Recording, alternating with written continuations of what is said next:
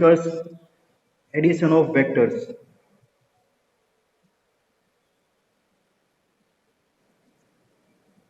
Addition of vectors. For the addition of vectors, two laws are there. That means first one is triangle law of vector addition and second law is law of parallelogram. So first we'll discuss triangle law of vector addition. So what is a triangle law of vector addition? Triangle law of vector addition. So first I am writing the statement of triangle law of vector addition and then we'll discuss what is the meaning of this law. So if two vectors are represented by if two vectors if two vectors are represented by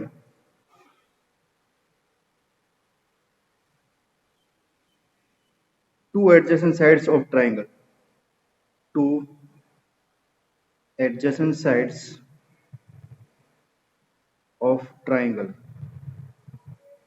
Here we have to perform the addition of two vectors. So two vectors are represented by two adjacent sides of triangle. Then adjacent side of triangle and we have to taken them in order. So adjacent side of triangle taken in order. Taken in order. Then what is the sum? The resultant sum. The resultant sum of these two vector so resultant sum of these two vector will be represented by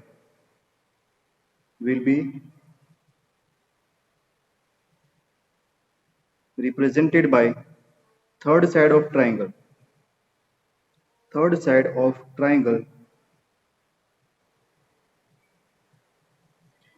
taken in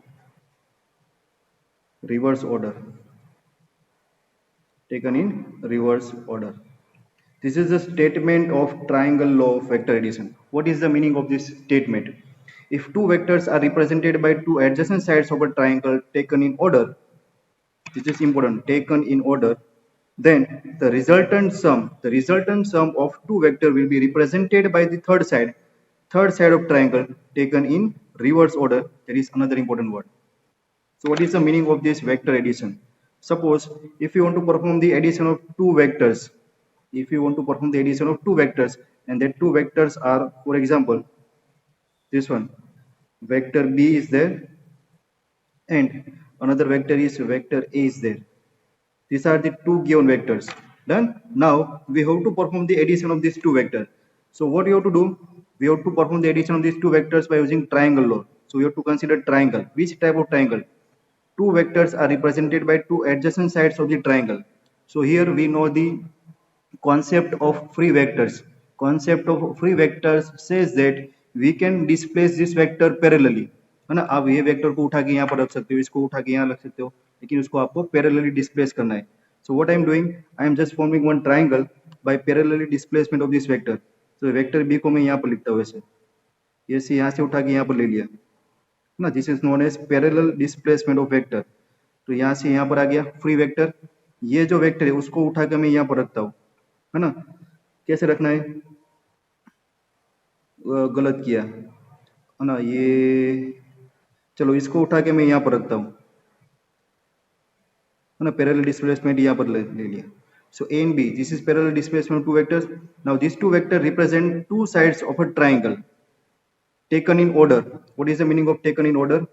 The taken in order means tail of one vector connected with the head of another vector. तो ये जो vector है उसका head यहाँ पर है और दूसरा वेक्टर उसको टेल के साथ कनेक्ट होगा. So these two vectors are taken in order. इसका ऑर्डर कौन सा है? They are in clockwise direction. देखो ये clockwise direction में ऑर्डर लिए. So here resultant sum of these two vector is nothing but the third side of triangle. यहाँ पर हम ट्राइंगल कंप्लीट करें तो ऐसे ट्राइंगल कंप्लीट होगा. तो इस जो वेक्टर है उसकी डायरेक्शन कौन सी होगी? We have to consider third side of the triangle taken in reverse order. इसका ऑर्डर क्लॉकवाइज डायरेक्शन में, तो इसका ऑर्डर क्या होगा एंटी क्लॉकवाइज डायरेक्शन में, तो ये वेक्टर है इसकी डायरेक्शन ऐसे होगी। So these are the vector addition of three vectors. These are the two vectors, and addition of this vector A and B is nothing but the vector A plus vector B. Clear? So here, head of the one vector touches the tail of another vector. Head of one vector touches the tail of another vector. This is known as vectors taken in order. Clear? So this is how we can get the addition of two vectors. है ना? आप इसको ऐसे भी कर सकते हो, देखो ये वेक्टर है ए वेक्टर, इसको मैं यहाँ पर रखता हूँ, this is our vector A, done, this is parallel displacement, ये वेक्टर को मैं यहाँ पर रखता हूँ। So here these two vectors are taken in order. What is the meaning of vectors taken in order? Tail of the one vector touches the head of the another vector. So these two vectors are taken in order, and they are in which direction? Now they are in anti-clockwise direction. So what is the vector addition of these two vectors? Vector addition of these two vectors is nothing but the third side of the triangle. Third side of the triangle taken in reverse order. Now these two vectors are in which direction? Anti-clockwise direction. So here we have to consider direction of this vector in anti-clockwise direction. That means in this direction. So this is the addition of these two vector, vector A plus vector B. Clear now? Now difference of vector.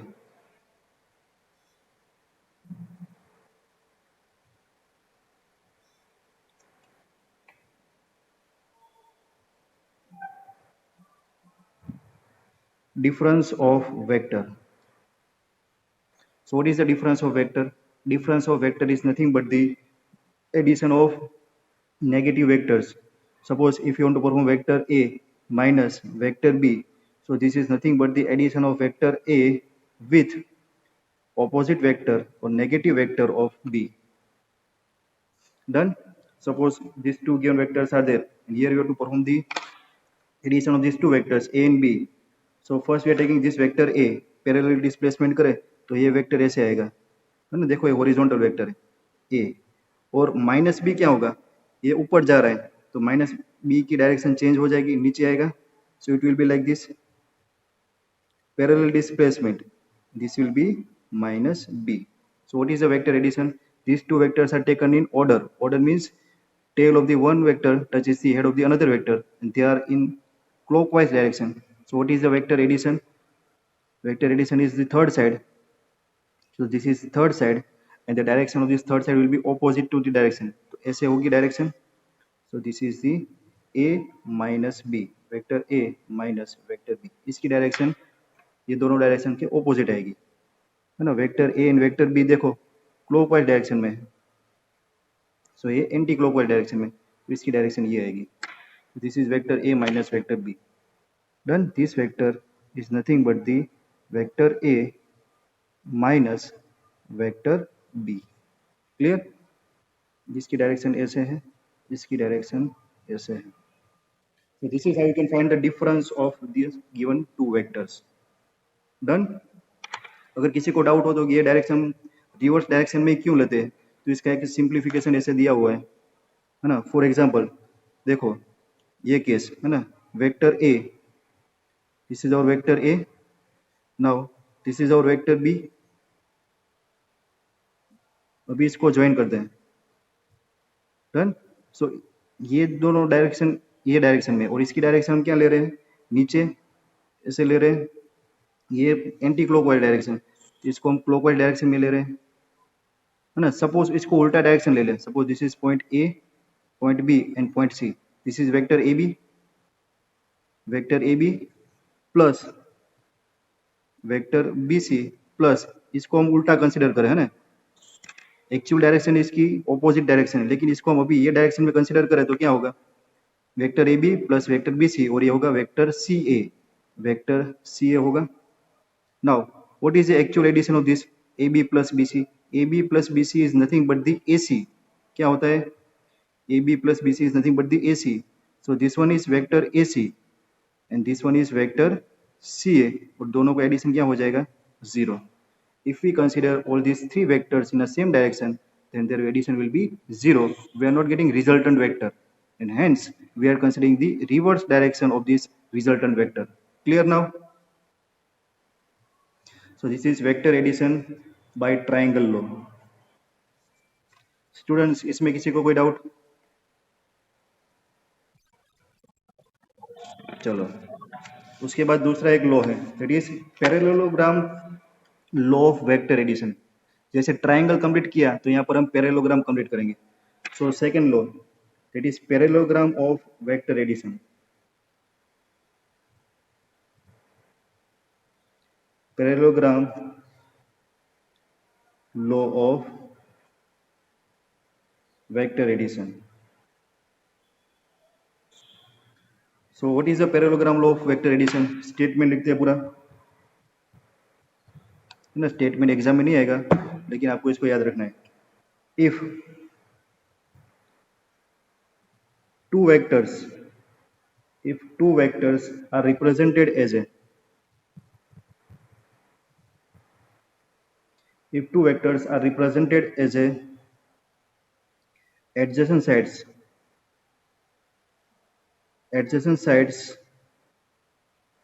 of a parallelogram.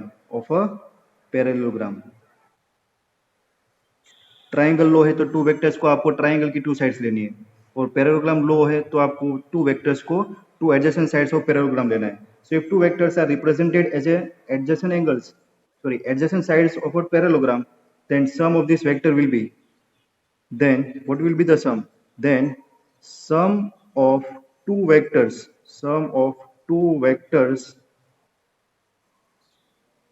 will be, तो ये दोनों vector का सम क्या होगा? So sum of these two vectors will be diagonal of parallelogram.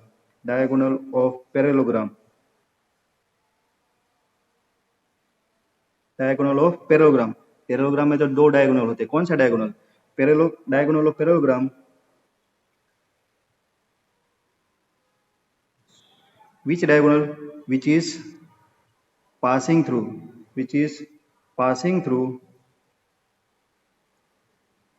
common point of these given two vectors, passing through the common point of given vectors.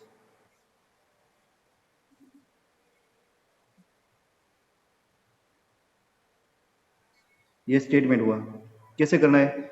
For the parallelogram law of vector addition, suppose two vectors are given two vectors जो दिए थे वही consider करते हैं. Suppose this are the given two vectors. ये था हमारा vector B और ऐसे एक था हमारा vector A. Suppose we have to perform the vector addition by parallelogram. So what you have to do? If two vectors are represented by the adjacent sides of the parallelogram, so आपको ये दोनों vector को parallelogram की adjacent side के form में लेना है. तो इसका पैरेलल डिस्प्लेसमेंट करें. So parallel displacement will be like this. ये आपका वेक्टर बी आ गया ना, इसको उठा के यहाँ पर रख दिया parallelogram, that is parallel displacement because they are free vectors. इसको उठा के यहाँ पर रख देते हैं, है ना, तो ये वेक्टर ए आ गया. So if two vectors are represented as a adjacent sides of parallelogram, so now here you have to complete this parallelogram complete करें तो ऐसे कुछ होगा parallelogram. This is parallelogram done. So here two vectors are nothing but the adjacent side of parallelogram. Then vector addition of these two vector is nothing but the diagonal. ये diagonal या फिर ये diagonal. So vector addition of these two vector is the diagonal which is passing through the common point of these two vector. This is common point of these two vector. तो ये common point में से पास होने वाला diagonal कौन सा होगा? ये वाला. So this diagonal represent the vector addition of these two vectors a and b. तो यहाँ पर आपको मिलेगा this is vector a plus vector b. Clear? So this is law of parallelogram for the vector addition. So this law of parallelogram of the vector addition is nothing but the law of vector addition by triangle. अब इसको triangle के form में consider करो. This is one parallelogram. In parallelogram, opposite sides are equal. So measure of this side is vector b. So ये भी vector b होगा. देखो दोनों इक्वल है. तो अभी आप इसको एक ट्राइंगल कंसीडर करो. कौन सा? ये वाला, इतना सा, है ना, ए बी और C, A B C triangle consider करो तो क्या होगा? देखो vector A plus vector B equal to vector A plus B हो गया. So law of parallelogram is nothing but the equivalent form of law of triangle. So एक important point लिखेंगे यहाँ पर. There is triangle law of vector addition. Triangle law of vector addition. Triangle law of vector addition is equivalent to parallelogram law of vector addition. है ना, parallelogram law of vector addition is equivalent to triangle law of vector addition, क्योंकि एक triangle ही form हुआ. देखो ये same process हो रही है. Is that clear students? दोनों फॉर्म समझ में आ गया? Parallelogram law of vector addition and triangle law of vector addition. Very good. चलो उसके बाद properties of vector addition.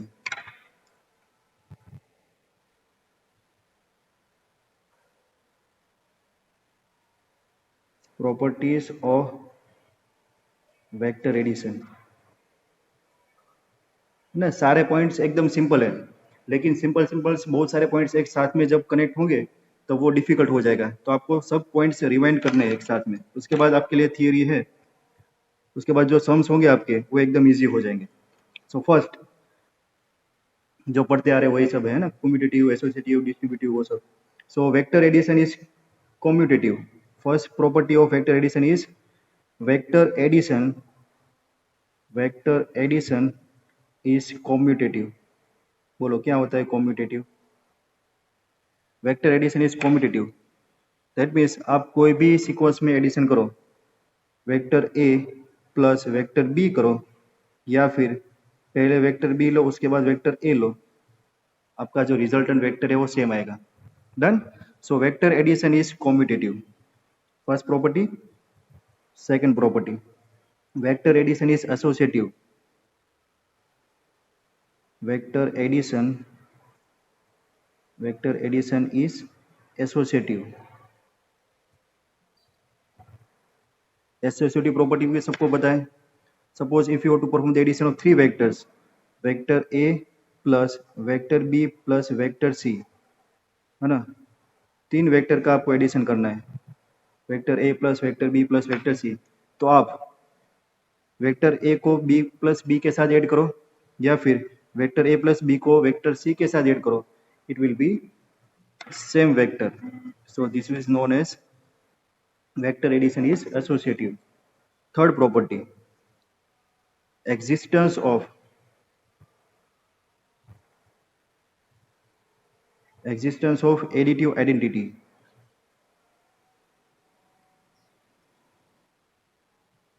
Additive identity. What is the meaning of additive identity? Suppose we are having vector A, है ना, vector A है हमारे पास, और उसके अंदर हम कुछ ऐड कर रहे हैं. क्या ऐड कर रहे हैं? जीरो वेक्टर, या फिर जीरो वेक्टर, उसको आप ऐसे भी लिख सकते हो. तो हमारे मिलेगा सेम रिजल्ट वेक्टर ए, है ना, ऐड किया लेकिन उसके रिजल्ट में कुछ चेंज नहीं आ रहा है, तो उसको बोलते हैं additive identity. So zero vector, what is this zero vector? This one is nothing but the zero vector. This is nothing but the zero vector is the additive identity for this vectors. तो ऐसे zero vector भी होते हैं, उसको add करने से resultant vector में कोई चेंज नहीं आएगा. Then existence of additive identity था, now existence of additive inverse. Next property is existence of additive inverse. बोलो additive inverse क्या होता है? Additive, तो वेक्टर A है हमारे पास, और वेक्टर A के अंदर हम ऐसा कुछ ऐड करेंगे जैसे हमारा रिजल्ट क्या हो जाए? जीरो वेक्टर हो जाए. तो वेक्टर A के अंदर इसका ऑपोजिट वेक्टर ऐड करेंगे, है ना, या फिर किसी ऑपोजिट वेक्टर के अंदर वेक्टर ऐड करो, then we are getting zero vectors. So these are known as existence of additive inverse. Done. So these are the properties of vector addition.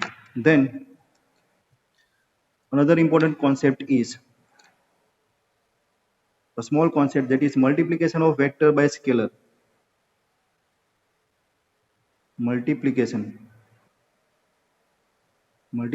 of vector by scalar. है ना, किसी भी vector का हम scalar से multiplication करें तो क्या होगा. So here mathematically it is represented by this. If some constant number, that is scalar number, is multiplied with this vector, then it will be like this. It's a mod m into mod a. कोई बताएगा मुझे इसका meaning क्या हुआ. If we multiply any vector by scalar quantity, if we multiply any vector by scalar quantity, what changes will occur in vector? So multiplication of vector with scalar is nothing but the direction will not change, only magnitude change, है ना. The magnitude of vector will be changed with the multiplication of scalar quantity. Direction will not change. Direction will not change. किसी भी vector को scalar quantity से multiply करो आप तो उसका मैग्नीट्यूड चेंज होगा, डायरेक्शन चेंज नहीं होगा. देखो ये कैसे होगा. Suppose if we are having one vector A, हमारे पास ऐसा एक वेक्टर है ना, this is given vector A. अभी ए वेक्टर को हम 2a से मल्टीप्लाई करें, that is vector multiplication by scalar quantity. Vector था a, उसको हमने 2 से मल्टीप्लाई किया, डन. तो क्या होगा, the magnitude of this vector will be increase by 2, direction will remain same. इसकी डायरेक्शन ऐसे जा रही है तो हमें पैरेलल वेक्टर मिलेगा, ऐसा वेक्टर जिसका मैग्नीट्यूड कितना होगा, ये जो वेक्टर है उससे डबल, तो ये हो गया 2 वेक्टर है, डन. सपोज हम -2a से मल्टीप्लाई करें, हमारा जो स्केलर क्वांटिटी हो -2 है, तो क्या होगा, ये जो वेक्टर है ना, वो वेक्टर का मैग्नीट्यूड चेंज होगा और माइनस ऑपोजिट कर दिया तो अभी डायरेक्शन भी चेंज होगी. It will be like this, -2 है. फ्रैक्शन से मल्टीप्लाई करें, 1/2 कर दे, 1/2 वेक्टर ए, तो ये जो वेक्टर है उसका मैग्नीट्यूड कितना हो जाएगा, हाफ हो जाएगा, पैरेलल आएगा, तो it will be like this, 1/2 vector A, इसकी लेंथ से हाफ हो जाएगी इतनी. Clear. So this is multiplication of scalar with vector. Only magnitude will be changed. Done. Negative होगा, नेगेटिव है ना, तो डायरेक्शन चेंज होगी. क्लियर स्टूडेंट्स, ये कॉन्सेप्ट समझ में आ गया.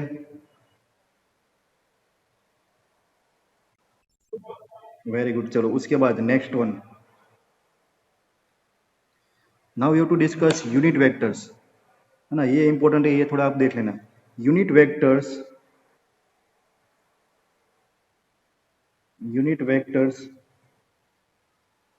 along with the axis, है ना, axis. Unit vectors along with the axis. हमने यूनिट वेक्टर डिस्कस किया था लेकिन वो थोड़ा सा शॉर्ट में डिस्कस किया था, मैंने आपको डेफिनेशन बताई थी. What is unit vector? Unit vectors are the vectors whose magnitude is 1 unit. इतनी डेफिनेशन बताई थी आपको सिर्फ. अभी हम देखते हैं कि what is unit vector along with the axis. So axis, for axis we have to consider Cartesian system, है ना, 3-dimensional coordinate system. So this is our 3-dimensional coordinate system. ऐसे ड्रॉ करते हैं हम 3-dimensional coordinate system. This is our x axis, this is our y axis and this is our z axis and this is our origin point. यहाँ पर आप 1 unit, है ना, ऐसे करके आप इसको स्केल रिप्रेजेंट करते हो, 1 यूनिट होता है. Done. So this is our coordinate system and this is our origin O. So what is unit vector? Unit vector is nothing but the vector having unit magnitude. So if we consider one vector along with the direction of this x-axis, one vector along with the direction of this x-axis, done, with unit magnitude, so that vector is represented by I cap. क्या मैंने लिखा? I cap. So what is I cap? I cap is nothing but the unit vector. This is unit vector along with कौन सी axis है? along with x axis. So unit vector along with the x axis is represented by I cap, है ना, इसको आपको read करना है I cap. So this is one unit vector whose magnitude is 1 unit and whose direction is along with the x axis. So this is I cap. Then we will consider another unit vector along with the y axis. So that is represented by j cap, है ना, जैसे आपको small j करना है उसको cap लगाना है. So this is unit vector along with y-axis. Unit vector along with the y-axis is nothing but the j cap. Small j उसके ऊपर आपको कैप करना है. So small j is the unit vector along with the y-axis. और unit vector along with the z-axis उसको हम बोलेंगे k cap. क्या नाम दिया उसको? k cap. So k small k करना है. स्मॉल k उसके ऊपर आपको ऐसे कैप करना है ना? k cap. So that is unit vector along with the z-axis. So these are the three vectors: small I cap, or you can say I cap, j cap, and k cap. These are the unit vectors along with the x-axis, y-axis, and z-axis respectively. Clear? I j k समझ में आ गया? ऐसे I लिखते हैं, ऐसे j लिखते हैं, और ऐसे k. कैसे रीड करते हैं? I cap, j cap, and k cap. This is the unit vector along with the x-axis. This is unit vector along with the y-axis, and this is the unit vector along with the z-axis. इसका magnitude कितना होगा? 1 unit होगा. 1 unit है ना. इसको आप suppose 1 centimetre लिया, 1 kilometre लिया, 1 मीटर लिया, तो उतना उसका मैग्नीट्यूड होगा. तो this are the unit vectors along with the x-axis. इसका इंपोर्टेंट क्या है? इसका इंपोर्टेंट हम स्टडिंग करेंगे हमारे नेक्स्ट टॉपिक में. That is component form of vector. Students, ये समझ में आ गया? So now we have to study component form of a vector. है ना. वेक्टर की हम डिसेक्शन करेंगे ना, जैसे बायोलॉजी में करते हैं. आपको नहीं पता होगा, हमने बायोलॉजी पढ़ा है. सो वेक्टर का आप डिसेक्शन करेंगे, उसको आप थोड़े पार्ट में डिवाइड करेंगे, तो वेक्टर के भी कंपोनेंट मिलेंगे. है ना. हम तो मैथ्स बायो दोनों पढ़ते थे हमारे टाइम पर. सो कंपोनेंट ऑफ अ वेक्टर. तो कंपोनेंट, वेक्टर्स के भी बहुत सारे कंपोनेंट होते हैं. कैसे? So for example, here you have to consider again our three-dimensional coordinate system. So ये हमारी एक्सिस हो गई. This is our X axis, Y axis and Z axis. Done. Three dimensional space, तो हमें एक ऐसे क्यूब ड्रॉ करना पड़ेगा. क्यूब, या फिर इसको क्यूबॉइड बोल दो, है ना.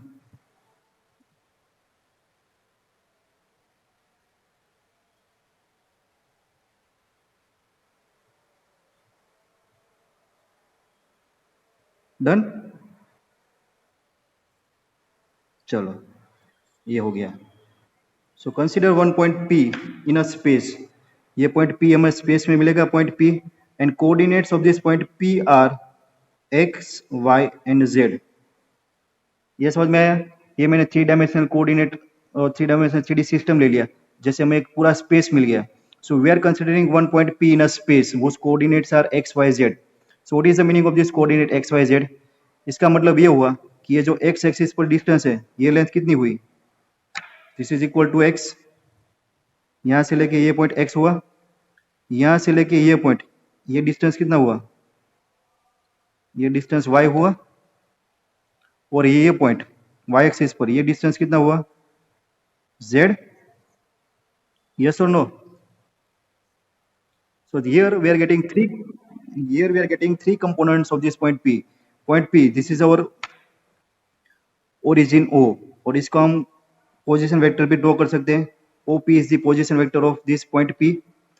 So OP, vector OP is position vector.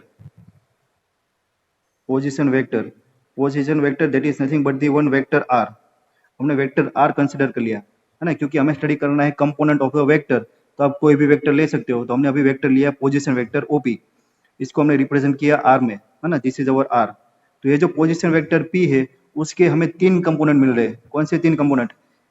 Component along with the x axis, or we can say component along with the y axis, and component along with the z axis. That means this vector R has three components.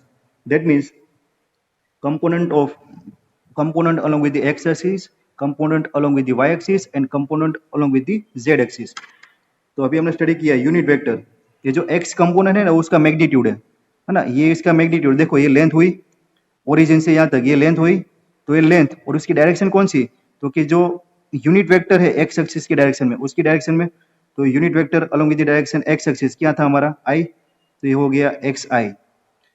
ये 0 to ये point, ये उसकी length y है, ये उसका magnitude हो गया scalar component. और डायरेक्शन कौन सी है? डायरेक्शन रिप्रेजेंटेड बाय और यूनिट वेक्टर। यूनिट वेक्टर उसकी मैग्नीट्यूड तो 1 है, वो सिर्फ डायरेक्शन इंडिकेट करता है, तो वो हो गया j। तो ये वाई जे। और ये जो z कंपोनेंट है उसकी डायरेक्शन कौन सी है? z के डायरेक्शन में, that is k। So here और vector r has three components x y z, these are the scalar components। और स्केलर कंपोनेंट की डायरेक्शन भी आपको इंडिकेट करनी है। तो x जो स्केलर कंपोनेंट है वो कौन सी डायरेक्शन में? i के डायरेक्शन में। It's x into I cap plus y direction में, so y into J cap. और ये z डायरेक्शन में, तो ये z और ये केप। सो ये three components of this vector are there. इसको बोलेंगे हम x component, this is our y component and this is our z component। x component को कौन सा कॉम्बिनेशन है? Scalar quantity and vector. Vector is our unit vector. Unit vector का function क्या होता है? ये यूनिट वेक्टर क्या इंडिकेट करता है? उसका मैग्नीट्यूड तो 1 ही होता है, वो सिर्फ डायरेक्शन इंडिकेट करता है। सपोज हमने आई केप लिखा, that means along with the x direction, j cap along with the y direction, k cap along with the z direction. तो ये जो है एक्स, एक्स हमारी स्केलर क्वांटिटी है, कौन सी डायरेक्शन में? एक्स एक्सिस की डायरेक्शन में, तो it's x i cap. Y component वो हमारा स्केलर क्वांटिटी है, कौन सी डायरेक्शन में? वाई एक्सिस की डायरेक्शन में, so Y into J cap. Here Z scalar component कौन सी डायरेक्शन में? जेड एक्सिस की डायरेक्शन में, so it's Z into K cap. So here three components of this vector are there, X I plus Y J plus Z K. So this is known as vector component, we can say component form of vector, component form of vector। Clear? और इसका magnitude निकालना हो, so magnitude of this vector R is nothing but the square root of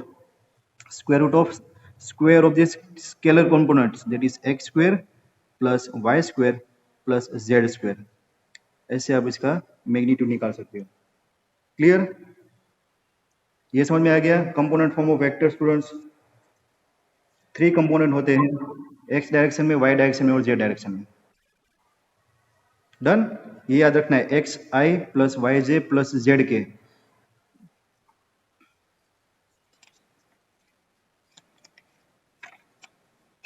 now next concept is और topic is vector algebra. तो algebra में करना है component form में, ठीक है? So vector algebra in vector form, vector algebra in vector form, sorry in component form. Vector का हमने कंपोनेंट फॉर्म स्टडी किया, so now we have to discuss vector algebra in component form.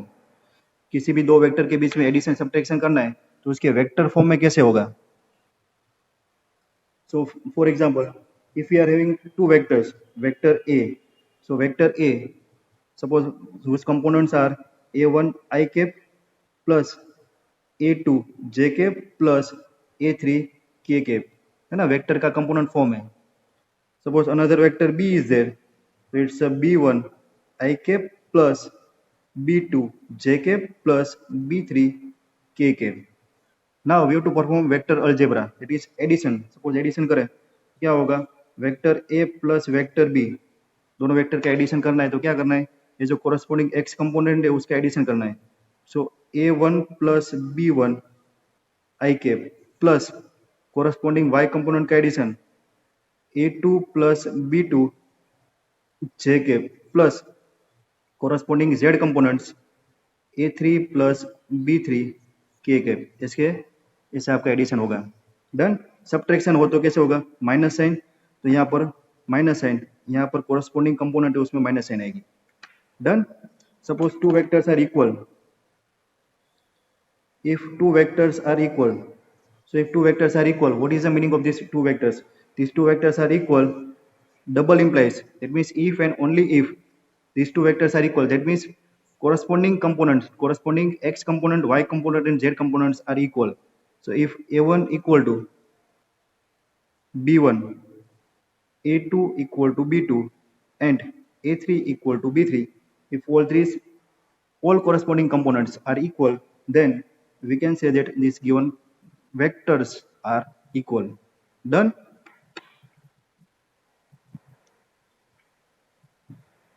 ये समझ में आ गया वेक्टर अलजेब्रा कैसे करना है। कोरस्पोंडिंग जो कंपोनेंट होते हैं ना, X component, Y component, Z component, उसका एडिशन सब्ट्रैक्शन वो करना है आपको। Then next concept is unit vector. Unit vector in the direction of vector A. आप इसको ऐसे भी बोल सकते हो या फिर आप इसको ऐसे भी बोल सकते हो, unit vector of vector A. किसी भी वेक्टर का यूनिट वेक्टर क्या होता है? Done. So unit vector of vector A is represented by A cap, है ना। कोई भी वेक्टर ए है उसका यूनिट वेक्टर को कैसे रिप्रेजेंट करेंगे? A cap. वो कैसे मिलेगा? तो जो वेक्टर है ए, उसको आपको डिवाइड करना है उसके मैग्नीट्यूड से। Dividing the given vector by its magnitude we are getting the unit vector in the direction of given vector. तो वेक्टर ए है उसके डायरेक्शन में यूनिट वेक्टर फाइंड करना है, तो उसको मैग्नीट्यूड को डिवाइड करो।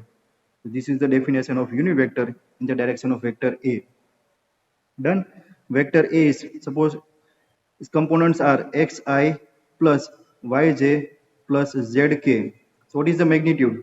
Magnitude of this vector A is nothing but the square root of x square plus y square plus z square. So here unit vector in the direction of vector A is nothing but the vector A